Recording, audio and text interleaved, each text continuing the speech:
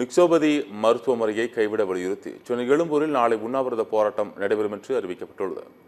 சென்னை சேப்பாக்கத்தில் உள்ள பத்திரிகையாளர் மன்றத்தில் சமூக சமத்துவத்திற்கான டாக்டர்கள் சங்கத்தின் பொதுச் செயலாளர் ரவீந்திரநாத் செய்தியாளர்களை சந்தித்தார். அப்போது பேசிய அவர், ஆரம்ப சுகாதார நிலைய ஆசிஎச் தூய்மை பணியாளர்களுக்கு அறிவிக்கப்பட்ட மாத தொகுப்பூதியம் 5000 ரூபாயை உடனடியாக வழங்க வேண்டும் என வலியுறுத்தினார்.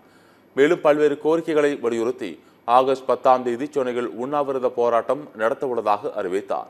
MBBS படிப்புடன் ஆயுர்வேதா படிப்பை இணைத்து புதிய படிப்பை புதுச்சேரி ஜிப்மர் மருத்துவமனை கல்லூரிகள் மத்திய அரசு தொடங்க உள்ளதை உடனடியாக கைவிட வேண்டும் என்றும் இதனை வலியுறுத்தி நாளை சென்னை எழும்பூர் ராஜரத்னம் விளையாட்டரங்கம் அருகில் தமிழ்நாடு அரசு அனைத்து சுகாதார செவிலியர்கள் சங்கம் சார்பில் உண்ணாவிரத போராட்டம் நடைபெறும் என கூறினார்.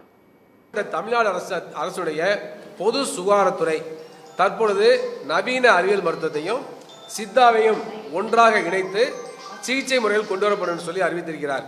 தமிழ்நாடு பொது சுகாதாரத்துறை இயக்குனர் அறிவித்திருக்கின்றார். எனவே இதுவும் கடுமையான கண்டனத்திற்குரியது. தமிழ்நாடு முதலமைச்சர் மிக்சோபதியை எதிர்த்திருக்கிறார். தமிழ்நாடு முதலமைச்சர் ஆன்மீக மருத்துவத்தை எதிர்த்திருக்கின்றார். தமிழ்நாடு முதலமைச்சர் ஜோதிட மருத்துவத்தை எதிர்த்திருக்கின்றார். அவ்வாறு இருக்கின்ற பொழுது தமிழ்நாடு பொது சுகாதாரத்துறை சித்தாவையும் ஆயுர்வேத அலோபதி மருத்துவம் என்று சொல்லக்கூடிய நவீன அறிவியல் மருத்துவத்தையும் ஒன்றாக இணைத்து நாங்கள் சிகிச்சை வழங்குவோம் என்று சொல்வது என்பது கடுமையான கண்டனத்திற்குரியது. உடனடியாக அந்த முடிவை திரும்ப பெற வேண்டும்.